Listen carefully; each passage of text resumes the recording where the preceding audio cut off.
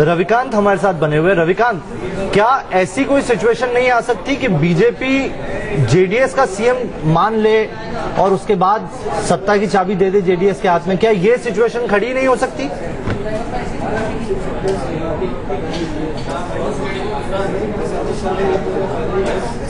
Bharatiya Janata party को सत्ता से दूर रखने के लिए कोई भी प्रस्ताव जो जेडीएस की तरफ से दिया जाएगा उसे मानने के लिए तैयार है, लेकिन भारतीय जनता पार्टी जेडीएस के इस बात को फिलहाल नहीं मानेगी जिसमें वो मुख्यमंत्री पद की मांग करेंगे, क्योंकि यहां पर जो बातचीत होगी वो सीधे तौर पर अमित शाह और प्रधानमंत्री नरेंद्र मोदी के बीच में ही होगी अगर इस तरह की कोई स्थिति बनती है।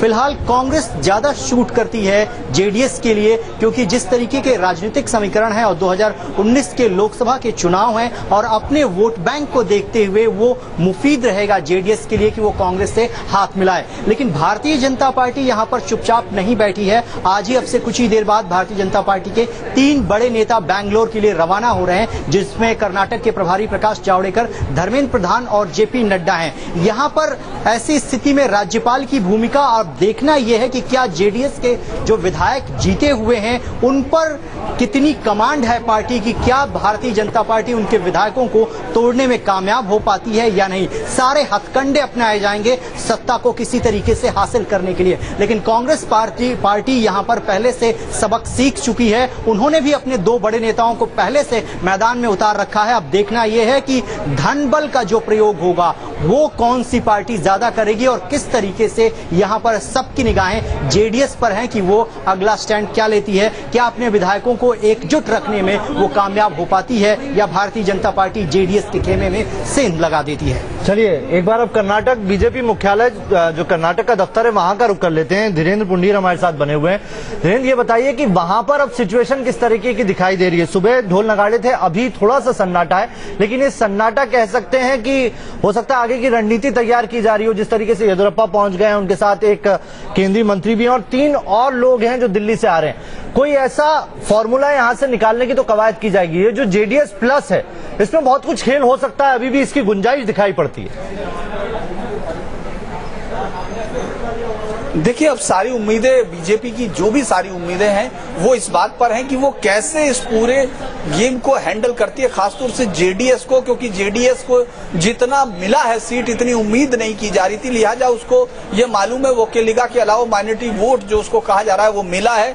इसी के लिए हम सुबह भी बातचीत में ये कह रहे थे कि अगर 20 से 25 के बीच में मिलेगा तो वो बीजेपी की तरफ जाने की सोचेंगे, और अगर 25 से ऊपर जाएगा तो वो कांग्रेस के साथ जाएंगे, जहां उनको 2019 के इलेक्शन में जो लोकसभा की सीटें हैं उसमें एक मेजर चंक मांगेंगे वो लड़ने के लिए इलेक्शंस, और इस दौरान मुख्यमंत्री पद भी रहेगा, तो काफी हद तक पार्टी में जाएगी। लेकिन बीजेपी की सारी उम्मीदें जो टिकी हुई हैं वो मेजर, अगर आप इसमें कोई तोड़फोड़ कर पाते हैं, जो अभी आसान नहीं है, क्योंकि जो पार्टी जीत के आई हो, जिसने इतने बिल्कुल एकदम ऑड को सबको पीछे करके जीत हासिल की हो, तो ये मुश्किल लगता है कि वो इतनी आसानी से उसको बीजेपी उसमें सेंध लगा पाएगी। लेकिन ये बीजेपी की एक कोशिश हो सकती है, क्योंकि अब इतने करीब जाकर छूट जाना बहुत परेशानी की बात होगी। और इस बार येदियुरप्पा जिस तरह से लास्ट इलेक्शन कहकर लड़े हैं, तो उनके लिए भी ये आखिरी जो लड़ाई है वो है, इसमें वो कुछ भी उठा रखने में कसर नहीं छोड़ेंगे। लेकिन कांग्रेस पहले से चल चुकी है,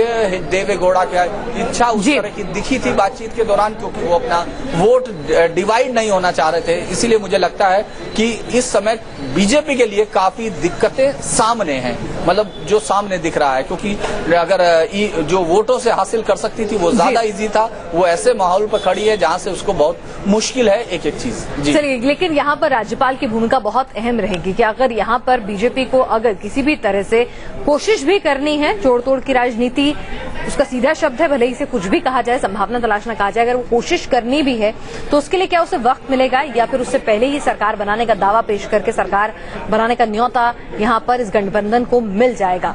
इस पर संविधान क्या कहता है, राज्यपाल का विवेक क्या कहेगा, क्या निर्णय वो ले सकते हैं?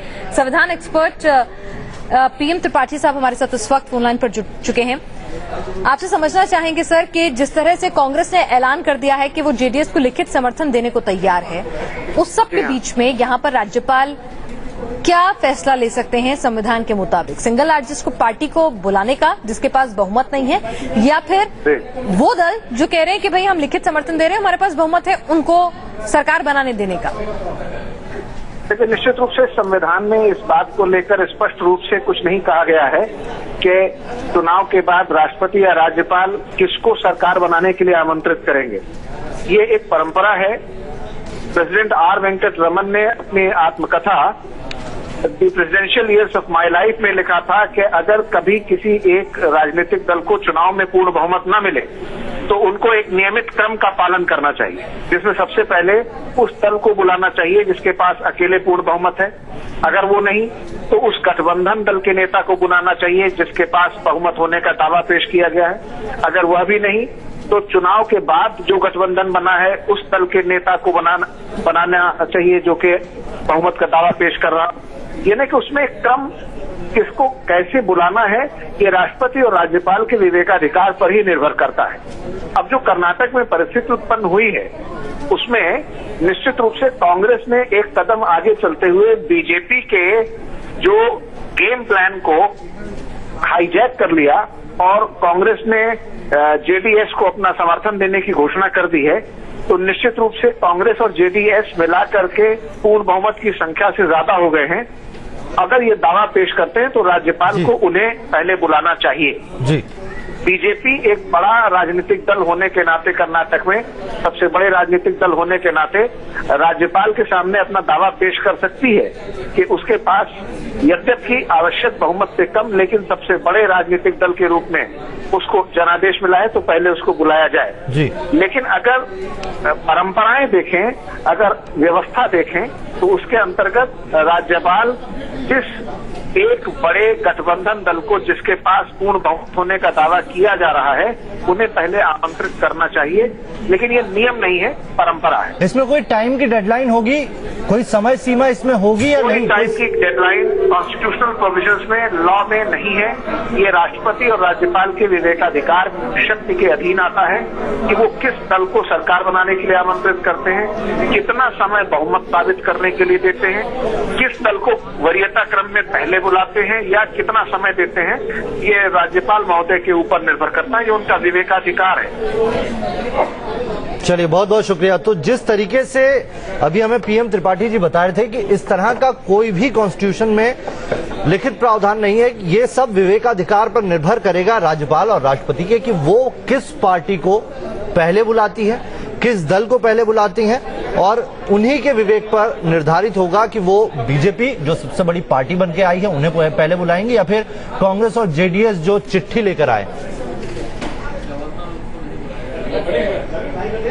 और चलिए, सुभाष कश्यप जी भी हमारे साथ जुड़ गए हैं, संविधान विशेषज्ञ। उनसे भी एक बार जान लेते हैं कि इस सिचुएशन में जो करंट सिनेरियो निकल कर आया है कर्नाटक चुनाव में, क्या लगता है राज्यपाल पहले किसे बुलाना चाहिए सुभाष जी, और क्या तरीका कहता है किसे बुलाएंगे राज्यपाल? देखिए, ये राज्यपाल के विवेक पर निर्भर है, पूर्णतया राज्यपाल के विवेक पर निर्भर है कि वो किसको बुलाते हैं। उस पर प्रश्न नहीं उठाया जा सकता। बहुमत किसके साथ है इसका निर्णय सदन के पटल पर ही होगा। वो किसी को भी बुला सकते हैं और फिर सदन में तय होगा कि उसके पास मेजोरिटी है या नहीं। अगर बीजेपी को बुलाते हैं और बीजेपी सरकार फॉर्म करती है तो कितना वक्त होगा बीजेपी के पास अपना बहुमत साबित करने के लिए?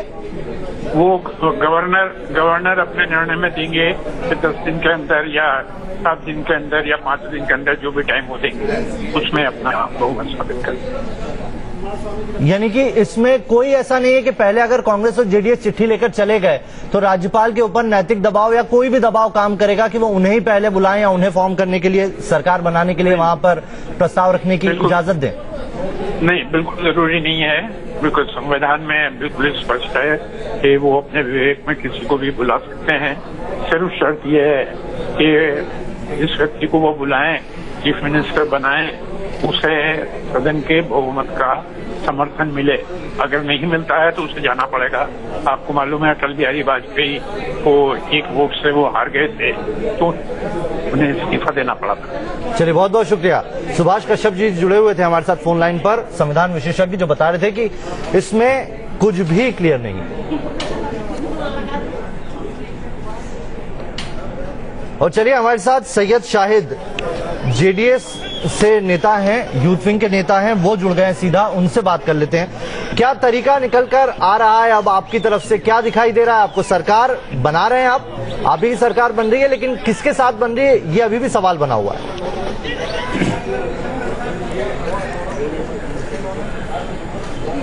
देखिए सर, सबसे पहले मैं कहना चाहता हूं हमारी कर्नाटक की जनता को, जो कर्नाटक की जनता ने हमारा जो सपोर्ट किया है, मैं सबसे पहले उनको धन्यवाद करना चाहता हूं। और ये जो जीत हुई है, ये कर्नाटक की किसानों की, ये कर्नाटक के यूथ की जीत हुई है। नहीं, लेकिन ये लड़ाई तो आपने कांग्रेस के अगेंस्ट लड़ी थी। 100% आने वाले जीत जनता की जीत कैसे हो जाएगी अगर आप भाई जो सूत्र बता रहे हैं कांग्रेस के साथ सरकार बना रहे हैं, तो आप तो लड़ाई इन्हीं के खिलाफ लड़े थे और फिर इन्हीं के साथ सरकार बना लेंगे। फिर कहां से यूथ की जीत, किसान की जीत? हाँ जी,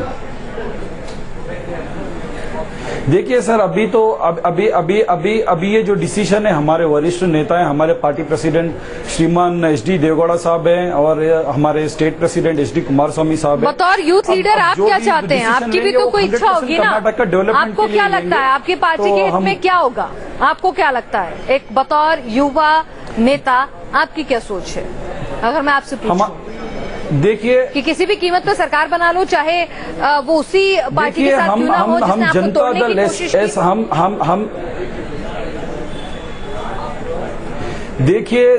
देखिए मैडम, मैं आपको कहना चाहता हूं, ये हम जो कर्नाटक का विकास, कर्नाटक का जो डेवलपमेंट के साथ जो हमारा देगा, हम 100% उसके साथ सरकार बनाएंगे।